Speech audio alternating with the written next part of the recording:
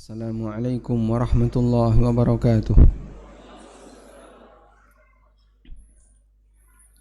Alhamdulillahi rabbil alamin. Wassalatu wassalamu ala ashrafil mursalin Nabiyyina wa maulana Muhammadin wa ala alihi wa sahbihi ajma'in. Wa ashhadu an la ilaha illallah wahdahu la syarikalah. Wa ashhadu anna Muhammadan abduhu wa rasuluh. Salawatu rabbi wa salamu alaihi wa ala alihi wa ashabihi wa man sara ala nahjihi wastanna bi sunnatihi ila yaumiddin.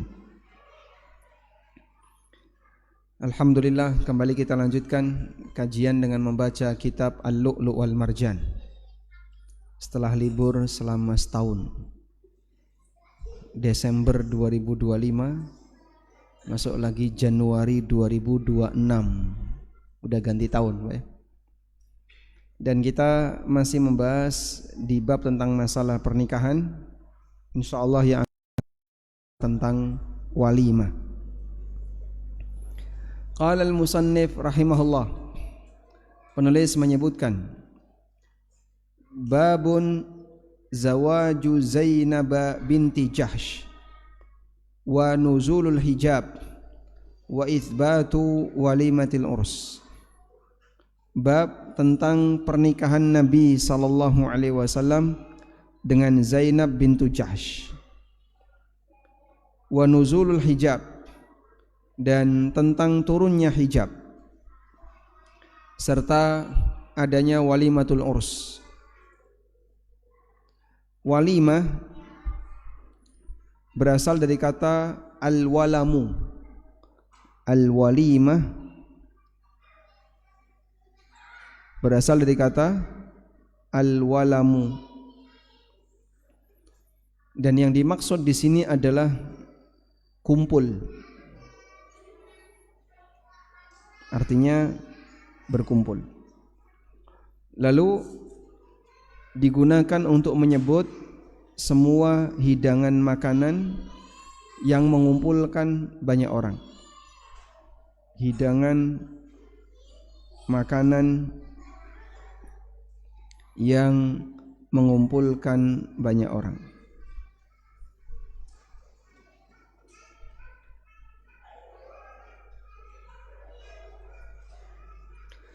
Karena itu disebut walimah jika ada acara makan-makan. Kalau cuman kumpul tapi tidak ada acara makan-makan, maka tidak bisa disebut walimah. Kumpul pengajian, kumpul dengerin cerita, kumpul hanya untuk joget-joget misalnya, seperti ini tidak bisa disebut walimah. Selanjutnya, walimah itu beragam.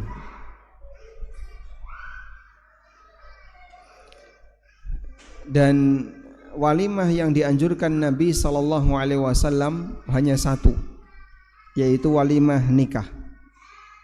Berarti kumpul dalam rangka makan-makan, kumpul dalam rangka untuk merayakan pernikahan dengan acara makan-makan yang disebut dengan walimatul urs. Yang disebut dengan walimatul urs. Baik. Masih ada walimah yang lain. Ada namanya an-naqi'ah, ada al-waqirah, dan beragam walimah yang lainnya. Nah, adik-adik yang ada di atas,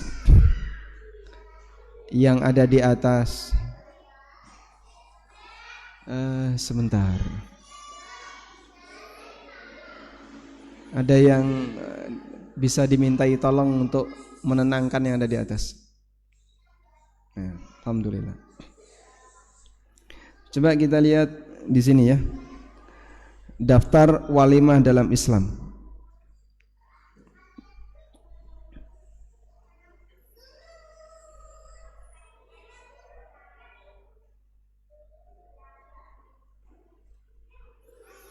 Tentang aneka daftar walimah dalam Islam, anwa'ul walaim fil Islam. Di sini ada enggak Mudah-mudahan ada ya.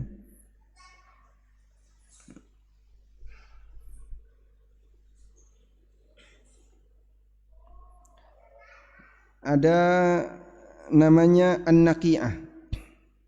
An-naqi'ah penjelasannya adalah ta'amul qadim minas safar. Makanan yang dihidangkan untuk orang yang baru pulang safar. Namanya an-naqi'ah. Mungkin Bapak bisa tulis tambahannya. Walimah safar. Namanya apa tadi? An-naqi'ah.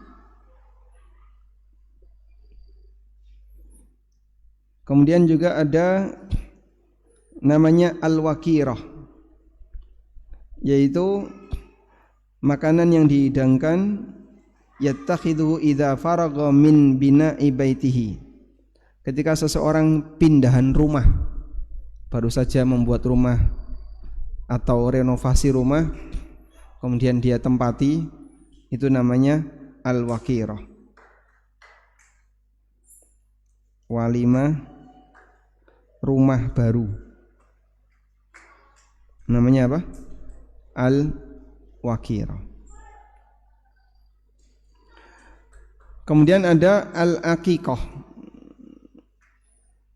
Walimah makan-makan yang tujuannya untuk merayakan kelahiran anak dan seterusnya. Lalu di sini ada namanya al-atirah atau rojabiyah. Dulu masyarakat Arab kalau di bulan Rajab mereka menyembelih hewan, terus mereka melakukan acara makan-makan yang disebut dengan atirah atau rojabiyah. Jadi acara walimah di bulan Rajab. Walimah di bulan Rajab. Namanya apa tadi? Al-atirah atau rojabiyah. Ini budaya jahiliyah, dan setelah Islam datang sebagian masih melestarikan budaya ini.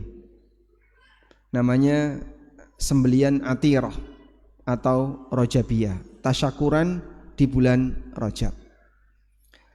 Demikian banyak daftar walimah yang ada dalam agama ini, yang ada dalam kegiatan kaum muslimin, dan satu-satunya yang dianjurkan Nabi SAW hanya walimatul urs.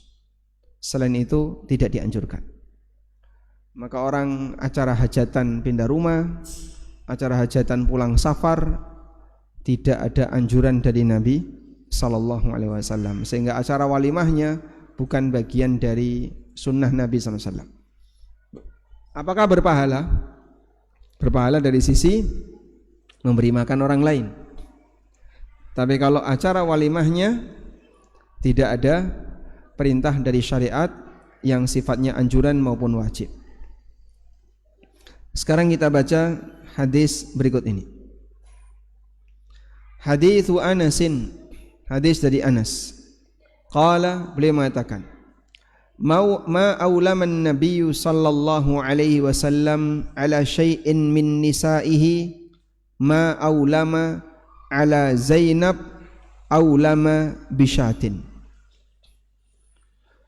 Belum pernah Nabi sallallahu alaihi wasallam menyelenggarakan walimah yang lebih mewah untuk pernikahan beliau dengan para istrinya, melebihi kemewahan walimah beliau ketika menikah dengan Zainab. Walimahnya Nabi SAW ketika menikahi Zainab apa? Aulama bisyatin, beliau walimah dengan seekor kambing. Baik. Sehingga ada biaya walimah, ada mahar nikah. Idealnya yang lebih mahal yang mana? Biaya nikah, mahar nikah. Jadi yang diberikan kepada pihak wanita dalam pernikahan yang dilakukan oleh Nabi SAW lebih gede daripada biaya walimah yang diselenggarakan oleh Rasulullah SAW. Yang paling mewah itu seekor kambing. Masya Allah, ini se-RT nggak cukup Pak. Kalau zaman sekarang ya, seekor kambing, satu RT itu berapa kakak Pak? Kalau di kerajaan? Ada 200 di kerajaan, se-RT? Nggak nyampe. Se-RW 200. Jadi di kerajaan ini kan ada 2 kubu RW. RW 58 dan RW 59. Se-RW anggaplah 200 kakak. Seekor kambing tidak cukup. Walimahnya Nabi SAW yang paling mewah, walimahnya Zainab, itu hanya seekor kambing. Sementara mahar nikah beliau berapa kemarin? Mahar nikahnya Aisyah radhiyallahu anha berapa? 500 dirham. 500 dirham. Ya? Sehingga maharnya Aisyah radhiyallahu anha jauh lebih tinggi daripada walimahnya Nabi SAW. Ini kalau kita bandingkan 500 dirham di masa itu sama dengan 50 dinar. Bapak kalikan dengan 4,25 gram emas. Ketemu angka berapa ini? Berapa coba? Kali 4,25. 200 berapa? 212,5 gram. Emas 200 gram, anggaplah 212 gram. Berapa duit itu? Banyak. Sehingga 1 dinar itu untuk seekor kambing. Walimah di zaman Nabi SAW yang paling mewah hanya seekor kambing. Maka idealnya dalam pernikahan walimah itu ya tidak harus jor-joran. Cuman kan kadang masyarakat nggak mau kalah saing. Wong tonggone wae kaya ngono, mosok awake dhewe ra iso kaya ngono. Isin. Ra nyawang omahe. Coba lihat rumahmu kayak gini. Iki anak wedok mong siji lho ya. Geden sisan. Masya Allah. Sampai nyewa ini, dan banyak sekali pengeluaran yang itu hanya habis tidak sampai sehari. Pernikahan demikian mewah. Tapi yang diberikan kepada istri sebagai mahar seperangkat alat sholat, emas 10 gram, emas 30 gram, enggak lebih dari itu. Jarang kalau sampai emas kiloan ya. Kalau misalnya kasih Pak emas 200 gram, 200 gram itu berarti berapa duit Mas? Sekarang 2,5, 500 juta. Itu biaya walimah zaman sekarang. Sampai habis 500 juta. Nah, kalau seorang wanita itu diberi mahar dengan nilai yang besar, ya, Anda bisa bayangin ya, posisi wanita itu kalau mau gugat cerai, dia akan terasa berat untuk melakukannya karena harus mengembalikan mahar besar. Berapa maharnya? 500 juta. Mahal 500 juta kok walimahe mong wedhus siji. Sehingga segone sing akeh iwake sairis. Mungkin masyarakat akan berkomentar. Cuman budaya seperti ini sudah mulai bergeser ya. Sehingga memang kalau bisa yang namanya walimah itu jangan terlalu banyak pemborosan. Silakan sediakan hidangan secukupnya, tapi jangan berlebihan. Semua tindakan berlebihan, israf, Allah tegaskan dalam Al-Quran, innahu la yuhibbul musrifin. Allah tidak mencintai orang yang israf. Padahal orang kalau sudah walimah ya, kalau sudah hadir dalam acara resepsi, bakso sak cendok tinggal, es krim sak cendok tinggal, pindah empal gentong sak cendok tinggal, pindah lagi sate 1 tusuk tinggal. Yang dibuang banyak nggak Pak? Banyak. Belum lagi yang prasmanan, dia ngambil banyak, cuman habis separuh, sisanya tinggal. Subhanallah, ini orang yang melakukan tindakan pemborosan, dan Allah Subhanahu wa taala tidak menyukai praktek pemborosan. Baik. Selanjutnya, penulis menyebutkan hadis dari Anas. Hadits Anas bin Malik radhiyallahu anhu, qala, beliau bercerita, lamma tazawwaja Rasulullah sallallahu alaihi wasallam Zainab ibnata Jahsh. Ketika Rasulullah sallallahu alaihi wasallam menikahi Zainab putri Jahsh, da'al qauma, beliau ngundang masyarakat, fataimu, lalu beliau memberi makan mereka, thumma jalasu yatahaddatsun. Selesai makan, para tamu undangan itu duduk ngobrol di rumah Rasulullah sallallahu alaihi wasallam. Wa idza huwa ka'annahu yatahayya'u lil qiyam. Sementara Nabi sallallahu alaihi wasallam, beliau pengen berdiri tapi enggak enak sama yang lain. Kesannya ngusir. Tuan rumah harus nungguin. Maka Rasulullah sallallahu alaihi wasallam nungguin di situ. Falam yakumu, dan para sahabat enggak bangun-bangun, tetap saja berada di rumah itu sambil ngobrol. Falamma ra'a dzalika qama. Falamma qama man qama wa qa'ada thalathatu nafarin. Faja'a an-nabiyyu sallallahu alaihi wasallam liyadkhula fa idzal qaumu julusun thumma innahum qamu fantalaqtu faji'tu fa akhbartu an-nabiyya sallallahu alaihi wasallam annahum qad intalaqu. Ketika beliau melihat suasana seperti itu, beliau berdiri. Saat beliau berdiri, ada beberapa orang yang ikut berdiri dan tetap duduk, bertahan duduk 3 orang. Nabi sallallahu alaihi wasallam berdiri, keluar. Ada sebagian yang ikut berdiri keluar. Sampai ketika sudah banyak yang keluar, ada 3 orang yang masih bertahan. Padahal rumah beliau itu sempit.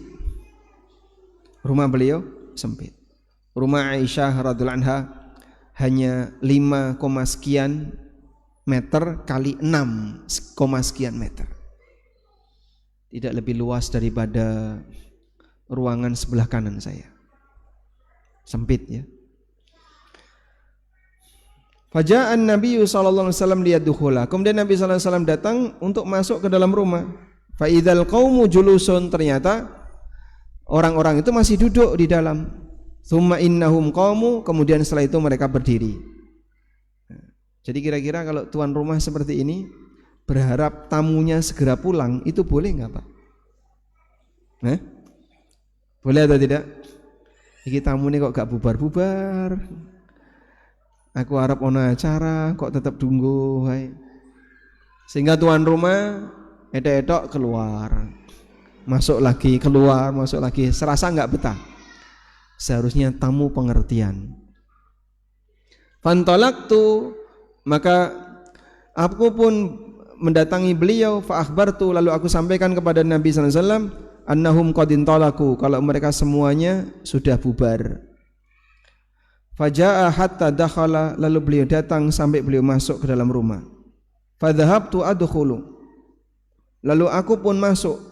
Fa'alqal hijaba baini wa bainahu, tiba-tiba beliau memasang hijab antara aku dengan beliau. Dan itulah pertama kali ada perintah untuk menghijab antara lelaki dengan wanita yang bukan mahram. Sehingga sebelumnya ketika interaksi ya tatap muka biasa, duduk bareng. Dan saat banyak tamu berada di rumah Nabi sallallahu alaihi wasallam, Zainab hanya duduk menghadap ke arah tembok. Sementara yang lain ngobrol di situ, Zainab ada di situ duduk menghadap ke arah tembok. Fa'alqal hijaba baini wa bainah, lalu Nabi sallallahu alaihi wasallam memasang hijab antara aku dengan beliau. Fa'anzalallah, lalu Allah Subhanahu wa taala turunkan firman-Nya di surat apa ini? Ya ayyuhalladzina amanu la tadkhulu buyutan nabi. Surat apa? Al-Ahzab. Allah turunkan firman-Nya di surat Al-Ahzab. Coba kita lihat surat Al-Ahzab. Di surat Al-Ahzab Allah mengajarkan kepada para sahabat adab ketika berada di rumah Nabi sallallahu alaihi wasallam. Allah Ta'ala berfirman, Ya ayyuhalladzina amanu la tadkhulu buyutan nabi illa ayyu'dzana lakum ila ta'amin ghaira nadhirina inah. Wahai orang yang beriman, janganlah kalian memasuki rumah-rumah Nabi kecuali diizinkan bagi kalian untuk undangan makanan. Ghaira nadhirina inah, tapi jangan nunggu mateng. Sehingga makanan belum siap, wis rapopo tak anteni. Bapak kelamaan di sini nanti malah ganggu tuan rumah. Walakin idza du'itum fadkhulu. Kalau kalian diundang silahkan kalian masuk. Fa idza ta'imtum fantashiru. Dan kalau kalian sudah selesai makan silahkan bubar. Maka SMP itu sesuai sunnah. Selesai makan pulang itu sesuai sunnah. Nek wis rampung mangan bubar. Cuman kan pekewo nggih. Sehingga biasanya kalau orang di sini begitu selesai acara ingkang badhe ngresake lenggahan monggo saged nderek lenggahan ameng-ameng teng mriki ditunggoni tuan rumah. Betul kayak gitu, Pak. Yang masih menghendaki untuk duduk bareng di sini silahkan duduk bareng di sini, nanti ditemani sama tuan rumah. Karena kalau nolak semuanya bagi masyarakat kita nampaknya gimana? Wagu ditamoni kok ora entuk. Bukan seperti itu. Tapi dalam adab bertamu, kalau urusan sudah selesai, sebaiknya Anda segera pulang. SMP setelah makan pulang. Fa idza ta'imtum fantashiru wala musta'nisina li hadits, dan jangan malah asik ngobrol. Wala musta'nisina li hadits, jangan malah asik ngobrol. Ini sampai masuk di Quran, Pak, dan jadi panduan bagi seluruh umat Islam. Bagaimana adab ketika orang itu bertamu. Kalau sudah selesai urusan, sudah hajat sudah tertunaikan, acara makan-makan sudah terselenggara dengan baik, sudah selesai, silahkan pamit untuk pulang. Inna dzalikum kana yu'dhin nabi, karena hal itu mengganggu Nabi. Fayastahyi minkum, namun beliau malu kepada kalian. Sehingga beliau enggak enak kalau nyuruh kalian itu bubar. Wallahu la yastahyi minal haq, tapi Allah enggak malu untuk menjelaskan kebenaran. Ya, walaupun seperti ini barangkali tidak sejalan dengan kebiasaan yang dilakukan oleh masyarakat. Namun Allah tegaskan di sini, wallahu la yastahyi minal haq, Allah tidak malu untuk menjelaskan kebenaran. Yang namanya materi kebenaran tidak ada istilah malu, wagu kalau mau disampaikan. Mohon maaf Bapak Ibu, karena acara sudah selesai, silahkan bubar. Enak enggak? Kira-kira gimana Pak rasanya Pak? Pekewo ya? Tapi dalam masalah adab kebenaran, boleh ini disampaikan? Boleh. Sehingga tolong jamaah, karena acara sudah selesai, silahkan masing-masing yang mau pamit kami anjurkan. Dianjurkan untuk pamit. Wa idza sa'altumuhunna mata'an, dan kalau kalian ingin meminta mereka, para istri Nabi sallallahu alaihi wasallam, mata'an, materi tertentu, fas'aluhunna mi wara'i hijab, maka silahkan minta dari balik tabir. Nah, saat itulah interaksi lelaki dan wanita dibatasi oleh tabir, oleh hijab. Dzalikum atharu liqulubikum wa qulubihin. Ini dalam rangka untuk menjaga kesucian hati kalian dan hati mereka. Sehingga membatasi interaksi, tidak terlalu dekat dengan lawan jenis, tapi ada batas, ada jarak, itu dalam rangka menjaga kesucian hati. Ya. Makanya suasana seperti ini mungkin bagi sebagian orang yang belum terbiasa, akan terasa kaku. Nah, biasanya lelang wedok campur bareng plak-plek, salaman plak-plek. Apalagi jawil ya tinggal plak-plek. Sampai jawil temannya, jawil plek. Butuh apa? Plek. Ya, adab seperti ini diajarkan oleh Allah Subhanahu wa taala. Seharusnya antara laki dan perempuan itu dijaga jaraknya. Wa ma kana lakum an tu'dhu Rasulullah, dan tidak boleh bagi kalian untuk menyakiti Rasulullah, wala an tankihu azwajahu, dan tidak boleh bagi kalian untuk menikahi min ba'dihi, setelah wafatnya beliau, abadan, selamanya. Maka semua istri Nabi sallallahu alaihi wasallam setelah ditinggal oleh Rasulullah sallallahu alaihi wasallam, janda beliau tidak boleh nikah lagi selamanya. Sehingga kebayang enggak untuk janda beliau yang masih muda seperti Aisyah radhiyallahu anha. Saat Nabi sallallahu alaihi wasallam wafat, usia Aisyah kurang lebih 19 tahun. Dan Aisyah meninggal di usia 60 sekian tahun. Ada yang menyebutkan 64 atau 65 tahun. Berarti beliau jadi janda dalam kurun waktu berapa? 40-an tahun. 40 tahun lebih. Yang mungkin ketika beliau melihat ini punya suami, ini punya suami, ini punya, saya enggak punya suami. Suami saya sudah meninggal. Sehingga kesempatan Aisyah untuk nikah lagi, apalagi beliau tidak punya anak, itu sangat besar, tapi dilarang oleh Allah. Sehingga harus sabar.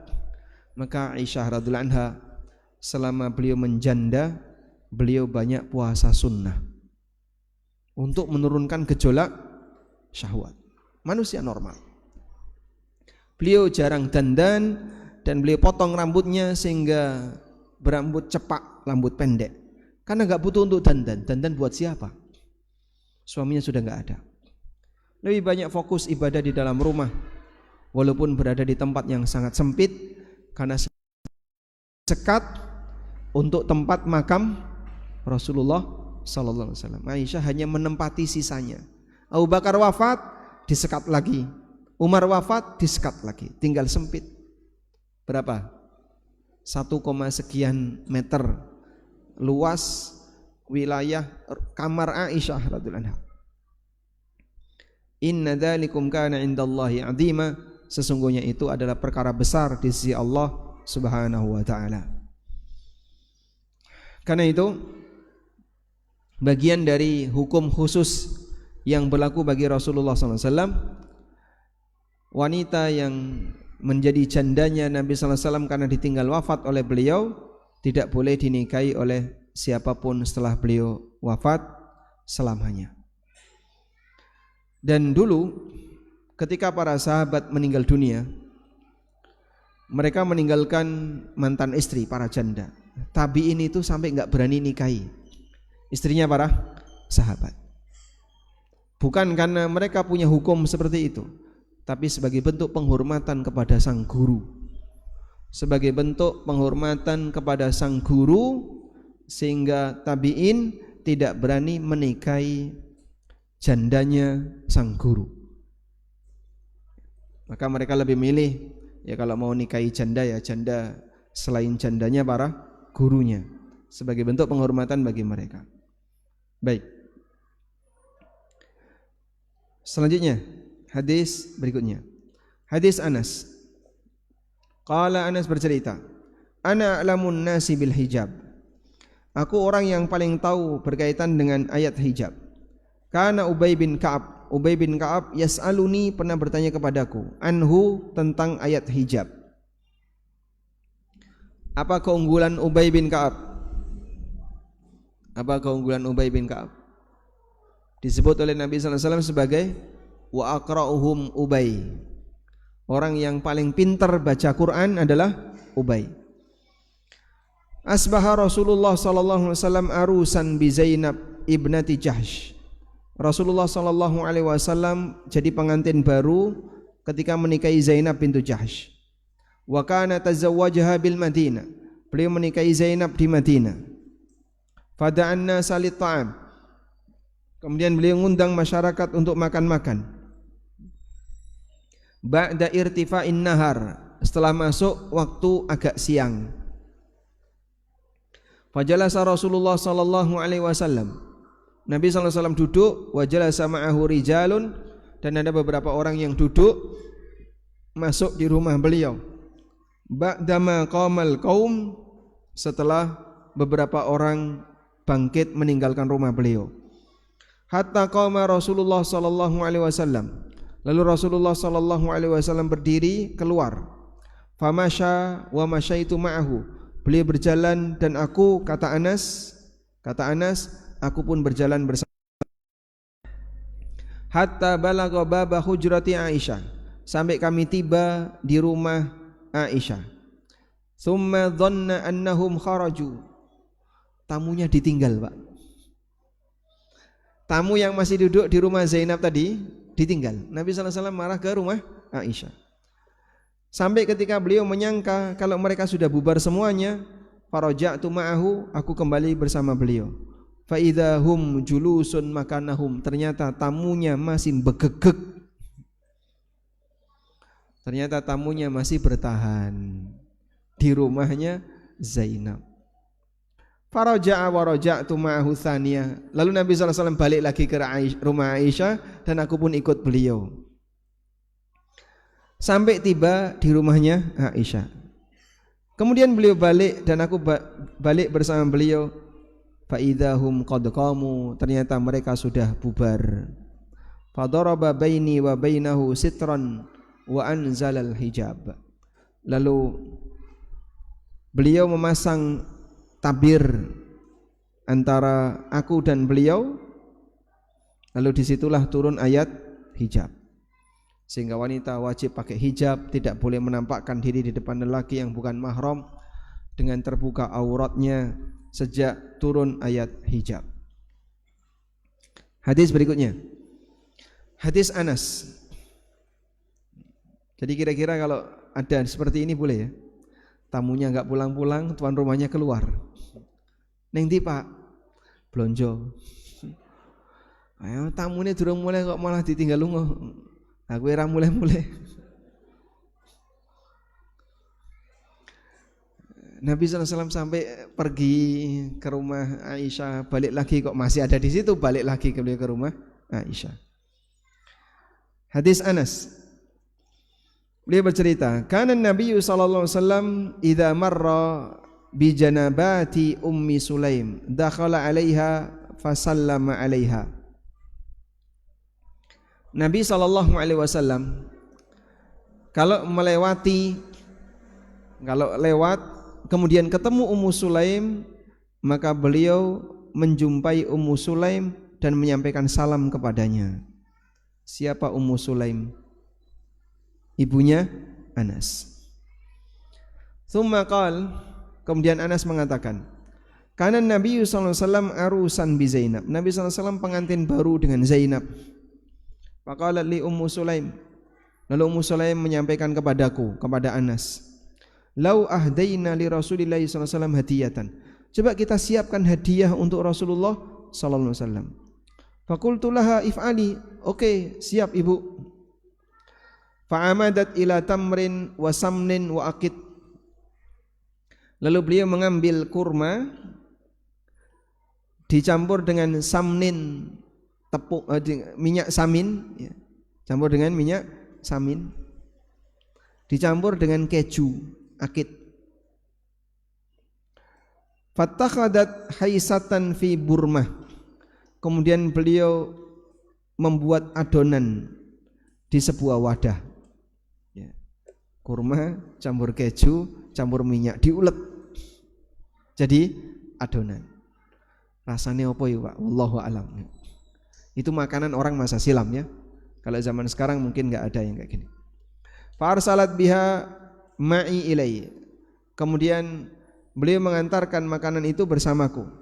Fantalaqtu biha ilai, dan aku bersama beliau berangkat kepada Nabi sallallahu alaihi wasallam. Faqala li, kemudian Nabi sallallahu alaihi wasallam mengatakan, "Dhaha tsumma amarani." Taruh di situ. Dhaha taruh di situ. Tsumma amaroni, kemudian beliau memerintahkan aku, ud'u li rijalan, tolong panggilkan beberapa orang. Sammahum, lalu Nabi SAW menyebut nama mereka, undang si A, si B, si C, si C. Ada beberapa nama yang disebutkan oleh Nabi SAW dan beliau minta kepada Anas untuk undang mereka. Wad'u li man lakaita, siapapun yang kamu jumpai undang ke sini. Berangkatlah Anas untuk undang daftar nama yang sudah disebutkan oleh Nabi SAW, dan plus setiap ketemu orang disuruh datang. Fafa'altu alladhi amarani, aku pun lakukan seperti yang diperintahkan oleh beliau. Faraja'tu, lalu aku balik. Fa'idhal baitu ghasun bi ahlihi, ternyata rumah sudah penuh dengan orang yang datang. Fara'aitun nabiyya sallallahu alaihi wasallam wada'a yadayhi ala tilkal haisah, aku lihat Nabi sallallahu alaihi wasallam meletakkan kedua tangannya di atas adonan tadi. Wa takallama biha masya Allah, thumma ja'alahu yad'u ashrah ya'kuluna minhu. Kemudian beliau berbicara sesuai dengan apa yang beliau ucapkan. Wallahu a'lam, mungkin beliau berdoa untuk mengucapkan apa sambil meletakkan tangan beliau di makanan. Anas cuma melihat Rasulullah SAW umi-umi, tapi Anas tidak mendengar. Tsumma ja'ala yad'u, kemudian Nabi SAW minta kepada para sahabat asyra, kumpul 10. Berarti kira-kira berapa jumlahnya? Enggak mungkin kan cuma 15, karena nyuruhnya kumpul 10. Jadi mungkin 10 kali berapa orang? 10. Ya'kuluna minhu, agar mereka bisa makan dari adonan ini. Wa yaqulu lahum, lalu beliau mengatakan kepada mereka, uzkuru smallahi wal ya'kul kullu rajulin mimma yali, silakan baca bismillah dan hendaknya setiap orang makan dengan hidangan makanan yang terdekat dengannya. Dibagi sak ponto. Satu apa, sak ponto itu apa? Satu genggam. Baik, cerita lanjutannya insyaallah kita baca setelah mendengarkan adzan Isya. Wassallallahu ala nabiyyina Muhammadin wa ala alihi wa sahbihi wasallam.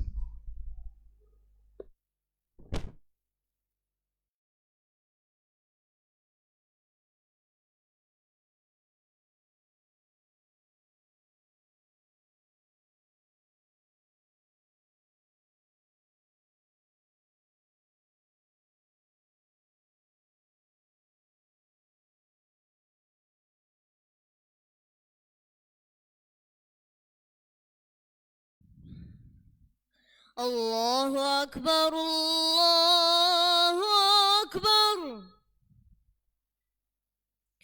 Allahu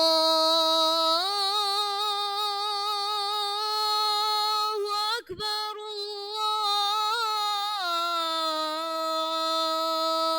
Allahu Akbar.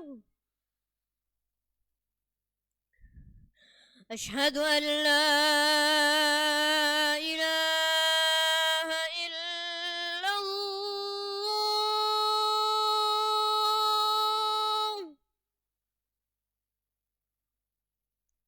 أشهد أن لا إله إلا الله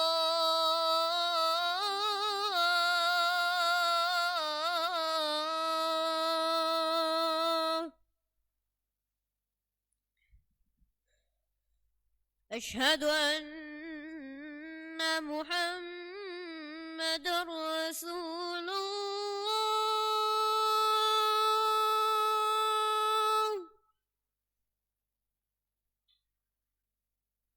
أشهد أن محمد رسول الله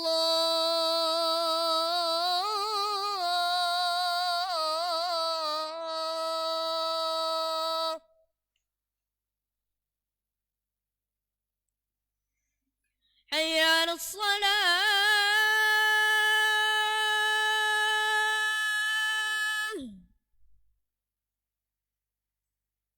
حي على الصلاة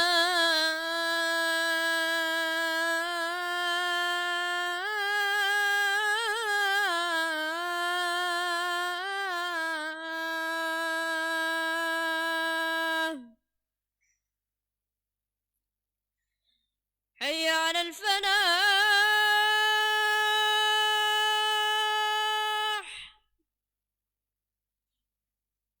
حي على الفلاح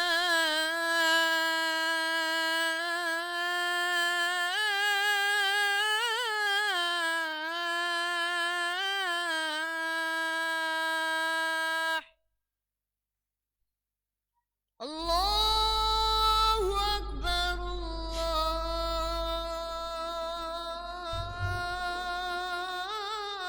الله أكبر Allahu Akbar. لا إله إلا الله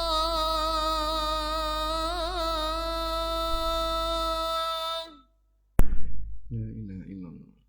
Allahumma salli ala Muhammad. Allahumma rabbana dinda wa litam wassalatul qadr. Muhammadan wassalatul qadr.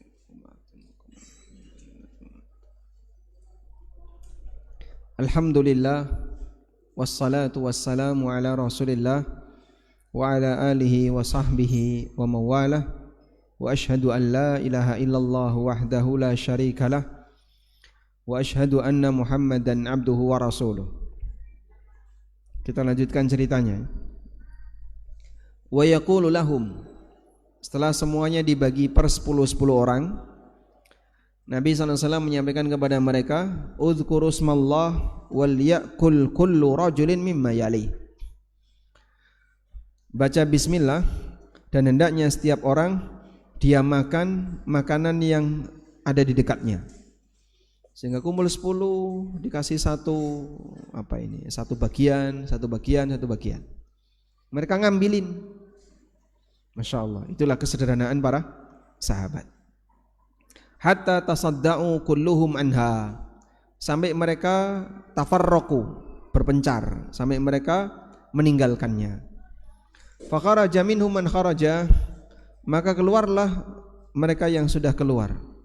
Wa baqiya nafarun yatahaddatsun, tapi tetap ada beberapa orang yang ngobrol di situ, di rumah Nabi sallallahu alaihi wasallam. Wa ja'altu aghtamma, dan aku merasa sedih, kata Anas. Tsumma kharajan nabiyyu sallallahu alaihi wasallam nahwal hujurat, kemudian Nabi sallallahu alaihi wasallam malah keluar rumah, lalu beliau jalan-jalan ke rumah-rumah istri yang lain. Wa kharajtu fi ithrihi, kata Anas, dan aku keluar mengikuti beliau. Faqultu innahum qad dhahabu, sampai kejadiannya tadi ya, Anas balik melihat mereka sudah pulang semua. Lalu aku sampaikan kepada Nabi sallallahu alaihi wasallam, mereka semuanya sudah bubar. Faraja'a fadakhala al-bait wa arkhas sitra, kemudian beliau pulang masuk rumah lalu memasang tabir. Wa inni la fil hujrah wa huwa yaqul, ketika itu aku berada dalam hujrah, lalu beliau membaca firman Allah, ya ayyuhalladzina amanu la tadkhulu buyutan nabi illa ayyu'dhana lakum ila ta'amin ghaira nadhirina ina walakin idza du'itum fadkhulu fa idza ta'imtum fantashiru wala musta'nisina li hadits inna dhalikum kana yu'dhin nabiyya fayastahyi minkum wallahu la yastahyi minal haqq. Qala Anas, kata Anas, innahu khadama Rasulullah sallallahu alaihi wasallam 10 sinin, bahwa beliau membantu menjadi pelayan Nabi sallallahu alaihi wasallam selama 10 tahun, yaitu selama Nabi sallallahu alaihi wasallam tinggal di Madinah. Baik, sehingga dari sini kita diajarkan tentang bagaimana adab bertamu. Nah, kita tambahkan di sini mengenai waktu walimah. Di sana ada 3 waktu ya. Sebelum akad, setelah akad tapi belum hubungan badan, belum kumpul, lalu setelah kumpul. Baik, jika acara itu dilakukan sebelum akad, jika acara dilakukan sebelum akad, jika makan-makan sebelum akad, maka bukan walimah. Misalnya besok pagi akad nikah, malam ini ada acara, namanya apa itu Pak? Midodaren. Ini bukan walimah, sehingga belum melaksanakan perintah Nabi sallallahu alaihi wasallam, aulim walau bisyad, maka dia tidak mendapatkan pahala mengadakan walimah. Nah, lalu waktu walimah yang lebih sesuai sunnah mana? Setelah akad tapi belum kumpul, ini waktu boleh. Waktu boleh. Kalau setelah kumpul, ini waktu anjuran. Maka walimah dianjurkan setelah kumpul. Sehingga akadnya hari ini, malam ini kumpul, 3 hari berikutnya baru walimah. Itulah yang dipraktekkan di zaman Rasulullah sallallahu alaihi wasallam. Rata-rata walimahnya setelah kumpul. Baik. Cuman kalau budaya di tempat kita, walimah itu setelah atau sebelum kumpul?